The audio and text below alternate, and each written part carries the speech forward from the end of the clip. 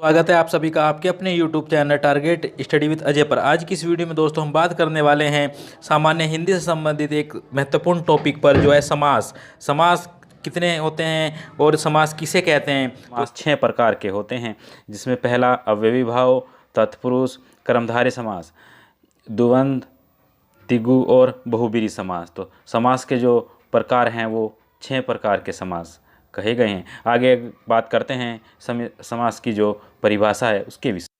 समास या समास की परिभाषा। तो दोस्तों, समास शब्द का शाब्दिक अर्थ होता है छोटा रूप या संक्षिप्त रूप। हाँ दोस्तों, याद रखना, छोटा रूप या संक्षिप्त रूप। अतः जब दो या दो से अधिक शब्द अपने बीच की विभक्तियों का लोप कर छोटा रूप बनाते हैं तो उसे समास कहते हैं, या सामासिक शब्द या समस्त पद कहते हैं। हाँ, रसोई के लिए घर शब्दों में जो है के लिए, हाँ जी, के लिए विभक्ति का लोप करने पर एक नया शब्द बनता है, जिसे हम क्या कहते हैं? रसोई घर, जो एक सामासिक शब्द है या समास का शब्द है। आगे बात कर लेते हैं फ्रेंड्स, समास विग्रह। समास का अलग होना। समास विग्रह किसे कहते हैं?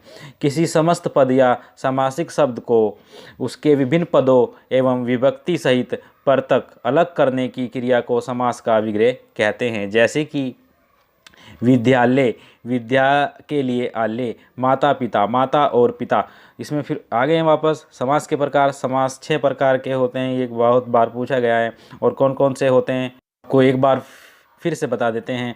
अव्ययी भाव समास, तत्पुरुष समास, द्वंद्व समास, बहुब्रीहि समास, द्विगु समास और कर्मधारय समास। फ्रेंड, अब 1 बाय 1 करके जो समास है उनके हम क्या करेंगे, उनके विषय में विस्तार से आपको संपूर्ण जानकारी देंगे। जैसे कि हमारा पहला समास है अव्ययी भाव समास। तो अव्ययी भाव समास क्या होता है और इसके उदाहरण किस प्रकार के हैं? अव्ययी भाव समास में प्राय पहला पद क्या होता है? प्रधान होता है। दोस्तों याद रखना, पहला पद क्या होता है? प्रधान होता है। पहला ही समास है और पहला ही पद क्या होगा? प्रधान होगा। या आप कह सकते हैं ये उपसर्ग वाले समास होते हैं। हाँ जी, कौन से समास होते हैं? जिसमें उपसर्ग होता है। ये भी याद रखना फ्रेंड्स, जिसमें क्या होता है? जिसमें उपसर्ग होता है। जो अव्ययी भाव है ये उस तरह का समास होता है। आगे चलते हैं। पहला पद या पूरा पद अव्यय होता है। अब आपको हम बता दें कि अव्यय किसे कहते हैं। वे शब्द जो लिंग, वचन, कारक, काल के अनुसार नहीं बदलते, वो शब्द क्या कहलाते हैं? अव्यय शब्द कहलाते हैं। हाँ, क्या कहलाते हैं फ्रेंड्स? अव्यय शब्द कहलाते हैं। और हमारा अव्ययी भाव समास। आगे चलते हैं। इसकी जो तीसरा पॉइंट दिया गया है, इसमें तीसरा पॉइंट है, यदि एक शब्द की पुनरावृत्ति हो और दोनों शब्द मिलकर अव्यय की तरह प्रयुक्त हों, वहाँ भी अव्ययी भाव समास होता है। वहाँ भी कौन सा समास होता है? अव्ययी भाव समास होता है।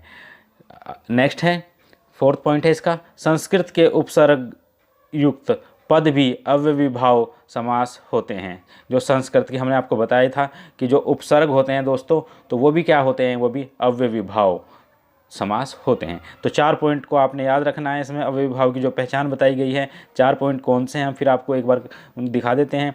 पहला पद प्रधान होता है। पहला पद या पूरा पद क्या होता है? अव्यय होता है। एक शब्द की क्या है? पुनरावृत्ति हो और शब्द बार बार आता है। और उसमें जो है संस्कृत के क्या होते हैं? उपसर्ग होते हैं। अब इनके हम जो है उदाहरण देख लें ताकि आपको इनके विषय में अच्छे से जानकारी मिल सके। हाँ तो फ्रेंड्स, बात कर लेते हैं। काफ़ी बार एग्ज़ाम में आया गया है ये। तो यथाशक्ति, तो इसका जो होगा शक्ति के अनुसार। यथा आ गया। एक ये भी है कि जहाँ पर यथा शब्द आते हैं वो क्या होते हैं? अव्ययी भाव समास होते हैं। और यथा का मतलब हो गया वो कहाँ पर लगा हुआ है? वो लगा हुआ है प्रथम में। हाँ, शुरू में, जो शुरू में लगा है, शुरू का पद जो प्रधान होगा, तो इसमें यथा क्या है? प्रधान है, ताकतवर है। यथा शक्ति, तो उसके लिए होगा शक्ति के अनुसार। यथाशीघ्र, जितना शीघ्र हो। यथाक्रम, क्रम के अनुसार। यथाविधि, विधि के अनुसार। हाँ दोस्तों, क्योंकि जो इसकी डेफिनेशन को चेंज कर रहा है वो यथा ही तो कर रहा है। अगर हम बात करें शक्ति तो शक्ति होती है, लेकिन यथा लगा दिया तो शक्ति के अनुसार। यथाशीघ्र है तो शीघ्र होता है, लेकिन यथाशीघ्र का मतलब जितना जल्दी हो सके। यथाक्रम, क्रम तो क्रम होता है, सीक्वेंस होता है, लेकिन यथाक्रम मतलब क्रम के अनुसार। विधि के अनुसार। फिर यथा विधि लगा दिया। आगे बात कर लेते हैं। यथा अवसर, अवसर के अनुसार। यथेच्छा, इच्छा के अनुसार। प्रतिदिन, काफ़ी बार पूछा जाता है प्रतिदिन, तो उसका हो गया प्रत्येक दिन, दिन दिन या हर दिन। प्रत्येक, हाँ जी, प्रत्येक में भी काफ़ी बार एग्जाम में पूछा गया है कि प्रत्येक के अंदर कौन सा समास है, तो अव्ययीभाव समास है प्रत्येक के अंदर। हर एक, एक एक, प्रति एक। फिर है प्रत्यक्ष, ये भी पूछा गया है कि प्रत्यक्ष में कौन सा समास है, तो अक्षी के आगे प्रत्यक्ष। नेक्स्ट है घर घर, हाँ जी, घर घर। पल पल, ये भी पेपर में आया था एक बार, पल पल। हर हर, घर घर, तो किस तरह का समास है, अव्ययीभाव समास है। हाथों हाथ, हाथों हाथ में भी क्या है, अव्ययीभाव समास है। रातों रात, हाथों हाथ, घर घर, पल पल, भर भर, तो ये किस तरह का समास है, ये अव्ययीभाव समास है। कुछ और एग्जाम्पल ये भी हैं इसके, बीचों बीच, साफ साफ, आमरण, ये भी काफ़ी बार आता है। तो आ क्या है इसमें फ्रेंड्स, आ जो है उपसर्ग है इसका, या आ क्या है, उपसर्ग कह लेंगे, या प्रधान है पहला पद। तो मरण क्या है लास्ट में। आ समुद्र, भर पेट, तो भर पेट भी क्या है, भर पेट मतलब पेट भर कर, तो भर भी उपसर्ग दिखा रहा है, और पहले वाले की उसमें क्या दिखा रहा है, प्रधानता दिखा रहा है। हाँ जी, ये आ गया है अनुकूल, हाँ, याव जीवन, जीवन पर्यंत। निर्विवाद, बिना विवाद के। दरअसल, असल में। बकायादार, तो कायदे के अनुसार। तो दोस्तों ये है अव्ययीभाव। आगे बात कर लेते हैं तत्पुरुष के विषय में। तत्पुरुष में बात करें तो तत्पुरुष की डेफिनेशन दी गई है। तत्पुरुष समास में दूसरा पद प्रधान होता है। हाँ जी, वो पहला, इससे पहले क्या पढ़ा है हमने, अव्ययीभाव समास, तो उसमें पहला पद प्रधान था। दूसरे नंबर पे कौन सा पढ़ रहे हैं हम, तत्पुरुष। तो तत्पुरुष में कौन सा पद प्रधान होगा, दूसरा, सेकंड पद प्रधान होगा। ठीक है, तो इसको हम क्या करते हैं, अर्थात लिंग, वचन या दूसरे पद के अनुसार इसका क्या होता है, इसको डिफाइन किया जाता है। जैसे कि क्या हो गया, राज, राजकुमार, तो क्या हो गया फ्रेंड्स, राजकुमार। अब आपको देखना होगा राजकुमार में क्या है, अगर हम इसको डिफाइन करेंगे तो देखो जी, राज, इसमें कौन सा पद प्रधान होगा, सेकंड वाला प्रधान होगा इसमें, क्योंकि राज तो एक मूवी भी हो सकती है, राज तो दो व्यक्तियों के बीच जो एक रहस्य भी हो सकता है राज, लेकिन राज में क्या जोड़ दिया हमने, कुमार जोड़ दिया, तो राजकुमार हो गया राजा का पुत्र। तो राज में कुमार जुड़ते ही क्या हो गया, इसकी एक शक्ति बता दी इसको कि ये क्या बन गया है, प्रधान हो गया है, द्वितीय पद प्रधान हो गया है, राजकुमार, राजा का पुत्र, तो क्या हो गया, ये तत्पुरुष हो गया। तो इसमें सेकंड पद क्या है, प्रधान है। जैसे राजपुत्र हो गया, राजा का पुत्र, या राष्ट्रपति हो गया, राष्ट्र तो राष्ट्र है लेकिन पति जोड़ते ही पूरे देश का क्या हो गया, मालिक हो गया, राष्ट्रपति, प्रथम पुरुष। ठीक है फ्रेंड्स, आगे चलते हैं, इसके बारे में और बढ़ाते हैं आपको। अगर हम बात करें सेकंड पॉइंट पे, इसका विग्रह करने पर कर्तव्य संबोधन की विभक्तियों में न, है, ओ, अरे के अतिरिक्त, ये चारों छोड़ने के बाद के अतिरिक्त किसी भी कारक की विभक्ति प्रयुक्त होती है तथा विभक्तियों के अनुसार ही इसके उपभेद भी होते हैं। तो ये कह सकते हैं कि दोस्तों इसमें कारक का यूज़ होता है। और कारक कितने होते हैं इसमें, कारक वैसे जो बताए गए हैं 8 बताए गए हैं हिंदी में, लेकिन अगर हम तत्पुरुष के अंदर बात करें तो वो 6 होते हैं। वो हम एक बार आपको दिखाना चाहते हैं कौन कौन से होते हैं। तो जो 6 कारक होते हैं तत्पुरुष में, वो हम आपको एक बार दिखा दें, इससे आपको ईजी लगेगा ये। और हाँ जी, तो सब प्रथम होता है कर्म तत्पुरुष। तो जो कर्म तत्पुरुष है उसमें जो विभक्ति का लोप होता है, जो विभक्ति छुपी रहती है वो है को।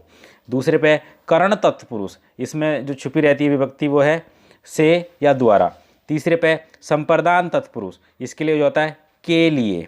चौथे पर है अपादान तत्पुरुष, इसके लिए होता है से, मतलब अलग होने के लिए, अलग होने के लिए। छत से बिल्ली कूदी, तो छत से बिल्ली कूदी क्या है, अपादान होगा उसके अंदर, अगर कारक की बात करें।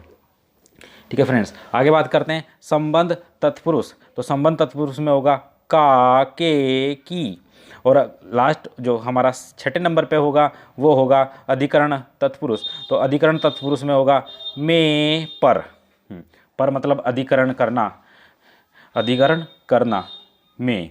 तो ये 6 के 6 क्या हैं, ये कारक हैं तत्पुरुष के। जब हम कारक की वीडियो बनाएंगे तो आपको उसमें विस्तार से समझा देंगे। ठीक है, आगे हम पॉइंट पे चलते हैं वापस। तो सबसे पहले हम बात करते हैं कर्म तत्पुरुष के विषय में। तो कर्म तत्पुरुष को जो विभक्ति होगी वो क्या होगी, को होगी। तो इसके बारे में करते हैं। सबसे पहले क्या होगा, कृष्णार्पण, कृष्णार्पण कृष्ण को अर्पण नेत्र, सुखद नेत्रों को सुखद, वन गमन वन को गमन, जेब कतरा जेब को, ये को सब आ रहा ना, ये शब्द आ रहा है को, ये विभक्ति आ रही, जेब जेब कतरा जेब को काटने वाला जेब कतरा, प्राप्तोदक उदक को प्राप्त। नेक्स्ट है करण तत्पुरुष। तो करण तत्पुरुष में क्या होगा, से और के द्वारा आएगा। ईश्वर प्रदत्त ईश्वर से प्रदत्त, हस्तलिखित हाथ से लिखित, तुलसी करत तुलसी द्वारा करित या तुलसी द्वारा रचित, दयाद्रे दया से आद्र, रतन जड़ित रत्नों से जड़ित। तो दोस्तों से और के द्वारा जो इसमें विभक्ति आई है वो करण तत्पुरुष के अंदर ही आई है। ठीक है फ्रेंड्स, आगे बात करते हैं संप्रदान तत्पुरुष। तो संप्रदान तत्पुरुष में के लिए कौन सी विभक्ति का यूज करेंगे, के लिए। क्वेश्चन होगा हवन सामग्री हवन के लिए सामग्री, विद्यालय विद्या के लिए आलय, गुरु दक्षिणा गुरु के लिए दक्षिणा, बलि पशु बलि के लिए पशु। तो ये क्या हो गया फ्रेंड, संप्रदान तत्पुरुष हो गया इसमें। ठीक, आगे बात करते हैं अपादान तत्पुरुष। तो अपादान का मतलब से शब्द का प्रयोग। तो फ्रेंड्स बात करते हैं अपादान के विषय में कि अपादान का जो मतलब होता है वो से या परतक, से मतलब से अलग होना, अलग कर देना। ऋण मुक्त ऋण से मुक्त, मार्ग भ्रष्ट मार्ग से भ्रष्ट, धर्म विमुख धर्म से विमुख, देश निकाला देश से निकाला। इसके बाद जो है वो है संबंध तत्पुरुष, का के की, ये सब विभक्ति का जहाँ पर होगी या वो वहाँ पे क्या होगा, संबंध तत्पुरुष होगा। मंत्री परिषद मंत्रियों की परिषद, प्रेम सागर प्रेम का सागर, राजमाता राजा की माता। नेक्स्ट है अधिकरण मतलब अधिकार दिखाना, अधिकार जमाना, में पे पर, वनवास वन में वास, जीव दया जीवों पर दया, ध्यान मग्न ध्यान में मग्न, घुड़सवार घोड़े पर सवार, घृतात घी में पका। आगे बात करते हैं दोस्तों तीसरा जो हमारा समास है द्वंद्व समास। द्वंद्व समास में दोनों पद प्रधान होते हैं, ये याद रखिएगा। दोनों पद प्राय एक दूसरे के विलोम होते हैं। और तीसरा जो पॉइंट है इसका विग्रह करने पर और अथवा या का प्रयोग होता है। और जो सबसे खास जो है इसमें योजक चिन्ह, हाँ जी, ये इस तरह का योजक चिन्ह का प्रयोग किया जाता है। अब इसके उदाहरण देख लेते हैं। जैसे बात करते हैं माता पिता, दाल रोटी, पाप पुण्य, अन्न जल, जल वायु, हाँ जी जल और वायु, फल फूल, भला बुरा, रुपया पैसा, अपना पराया, नील लोहित, धर्मा धर्म, सुरासुर, सुर या असुर। ठीक है फ्रेंड, बात करें इसमें और भी उदाहरण है। शीतोष्ण शीत और उष्ण, यशापयस यश या अपयश, शीतातप शीत या आतप, शस्त्रास्त्र शस्त्र और अस्त्र, कृष्णानुज कृष्ण और अर्जुन। तो फ्रेंड ये थे। अब बात कर लेते हैं बहुब्रीहि समास के विषय में कि बहुब्रीहि समास किसे कहते हैं। बहुब्रीहि समास में कोई भी पद प्रधान नहीं होता। हाँ जी ध्यान रखना दोस्तों, कोई भी पद प्रधान नहीं होता। इसमें प्रयुक्त पदों के सामान्य अर्थ की अपेक्षा अन्य अर्थ की प्रधानता रहती है। अगर हम बात करें इसका विग्रह करने पर वाला है, जो, जिसका, जिसकी, जिसके, वह आदि शब्द आते हैं। बात और भी बताना चाहेंगे कि बहुब्रीहि समास में देवताओं के नाम, अधिकांश से देवताओं के नाम और जो शब्द है वो अपना विशेष अर्थ प्रकट करता है। ये भी इसकी खासियत है बहुब्रीहि समास की। तो बात कर लेते हैं गजानन, गज का आनन है जिसका, वो है गणेश जी। तिरनेत्र तीन नेत्र हैं जिसके, वह हैं शिव। चतुर्भुज चार भुजाएं हैं जिसकी, वह है विष्णु। षडानन छः आनंद जिसके हैं, वह है कार्तिकेय। अगर हम बात करें दशानन, 10 आनन है जिसके, वो है रावण। घनश्याम घन जैसा श्याम है जो, वह है कृष्ण। आगे बात कर लेते हैं पीताम्बर, हाँ जी क्या है पीताम्बर, पीताम्बर पीत अंबर है जिसके, वह है विष्णु। चंद्रचूड़ चंद्रचूड़ पर है जिसके, वह चंद्रचूड़ पर है जिसके, वह। गिरिधर गिरी को धारण करने वाला है जो, वो पर्वत को। मुरारी मुर्का है अरी है जो वह, आशुतोष आशु शीघ्र प्रसन्न होने वाला भगवान भोला, नील लोहित नीला है लहू जिसका, चंद्रशेखर सिर पर है चंद्र जिसके, गंगाधर गंगाधर शिव शंकर जिनके क्या है गंगा को धारण किए हुए हैं जो सर पर, गंगाधर। बहुब्रीहि समास के दोस्तों कुछ और भी उदाहरण हैं। ब्रजपाणी, सुग्रीव, मधुसूदन, आजानुबाहु, नीलकंठ, महादेव, मयूरवाहन, कमलनैन, कनकटा, जलज, वाल्मीकि, दिगंबर, कुशाग बुद्धि, मंद बुद्धि, जितेंद्रिय, चंद्रमुखी, अष्टधाई। तो ये उदाहरण थे बहुब्रीहि के। ठीक है फ्रेंड्स, आगे हम बात कर लेते हैं द्विगु समास के विषय में कि द्विगु समास की पहचान क्या है। द्विगु समास, पहला जो पॉइंट है द्विगु समास में प्राय पूर्व पद, जो पहला पद होता है वो संख्यावाचक होता है। सबसे बड़ी पहचान तो इसकी यही है।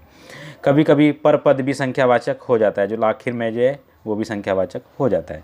अगर देखा गया है द्विगु समास में प्रयुक्त संख्या किसी समूह का बोध कराती है, अर्थ का नहीं कराती, जैसे कि बहुब्रीहि समास में देखा है। आपने देखा होगा कि बहुब्रीहि समास में क्या होता है, वो समूह का बोध तो कराती नहीं लेकिन अर्थ का बोध कराती है। तीसरा पॉइंट है वो है विग्रह करने पर समूह या समाहार शब्द का प्रयोग होता है। तो इसके हम उदाहरणों पे चलते हैं कि उदाहरण किस प्रकार के हैं, एक बार इन पे भी दृष्टि डाल लेते हैं। दो राहा, पक्ष दे, संपादक दे, त्रिभुज, त्रिलोक या त्रिलोकी, त्रिरतन, संकलन, त्रिभुवन। ठीक है फ्रेंड्स, आगे है और भी हैं इसके उदाहरण कुछ। हाँ, जैसे कि चौमासा। चौमासा का मतलब होता है 4 मासों का समाहार। चतुर्भुज, चतुर्वर्ण, पंचामृत, पंचपात्र, पंचवटी, षड्भुज, सप्ताह। और नेक्स्ट है इसमें सतसई, सप्तसती, सप्तऋषि, अष्टसिद्धि, नवरत्न, नवग्रह, दशक। हाँ जी, दशक ये भी इसी का उदाहरण है। शतक, 100 का समाहार।